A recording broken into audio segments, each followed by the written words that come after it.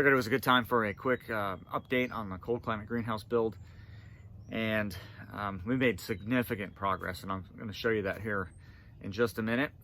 In last video, I talked about the process groups of a project plan, and they once again are initiating, planning, execution, monitoring and controlling, and then closing. Okay, so those are the process groups. Those are broad groups on how you formulate a project plan. And a key aspect to that is understanding changes to the plan. Like I mentioned before, plans are very, very useful. However, they change. They do change, and so you have to have a certain amount of flexibility built into your plan. And part of that is that the overall strategy of the project or goal shouldn't change dramatically. Okay, so right, the overall objective doesn't change, but the tactics of it do change. And that's very true, and that's certainly been true of this project. And so we've made some changes, and again, I'll show you some of those, but the overall strategy has not changed. Okay, the tactics have changed, and that's based on the feedback. Okay, that's based on real conditions on the ground.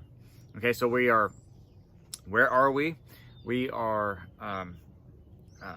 we've made, like I said, significant progress. The foundation is complete, and we're starting the build of the walls. We've got the main beam in place, and so everything is going well, but we've changed some of the structure. Okay, from here you can see that we're prepping the area. We've got the laser level set up, and then we're beginning to lay out our lines and double check measurements and make sure we've got all of that squared away.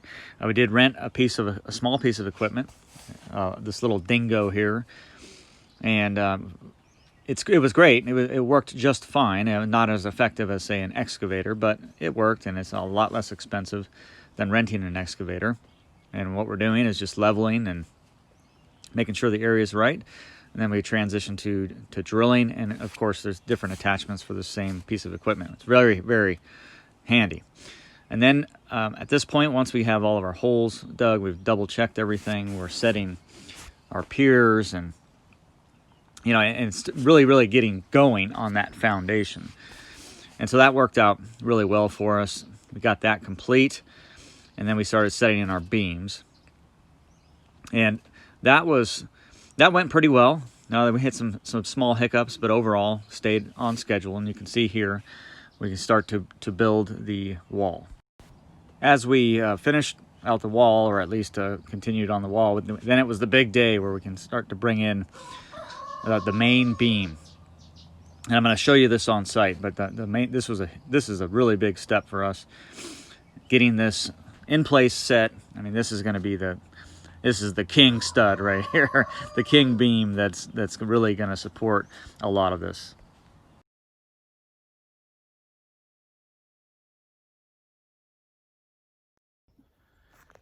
All right, let me take you on a quick tour of the site. As you can see here, we've made a lot of progress. You can see that.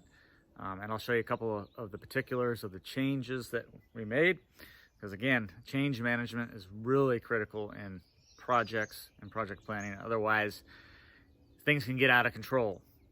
Okay, and one thing I'll mention real quick is in project planning, you have something called the triple constraints, and that is schedule, cost, and scope. Okay, schedule, cost, and scope. There's variations of that, but that's how I like to think of the triple constraints.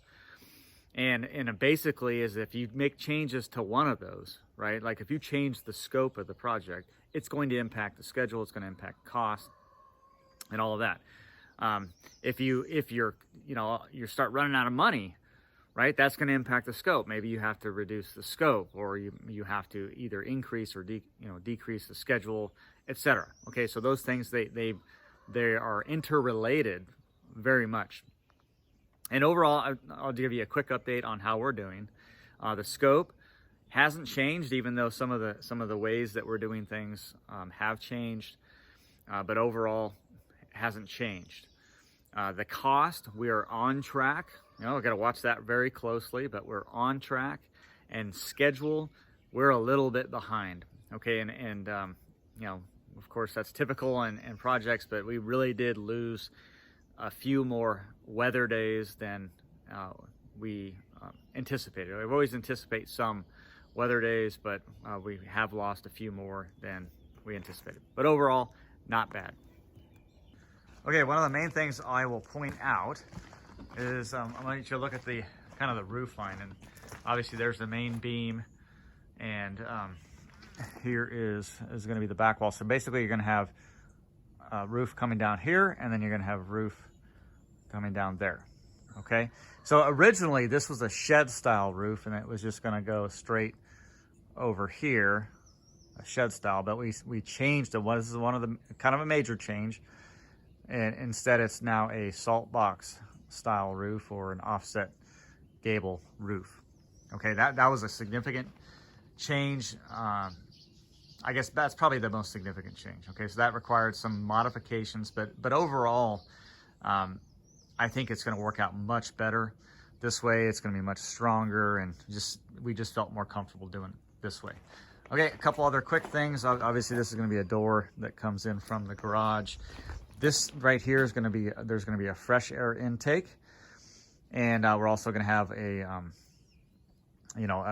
water penetration here for rainwater catchment, and there's going to be some other rainwater catchment design elements to this as well.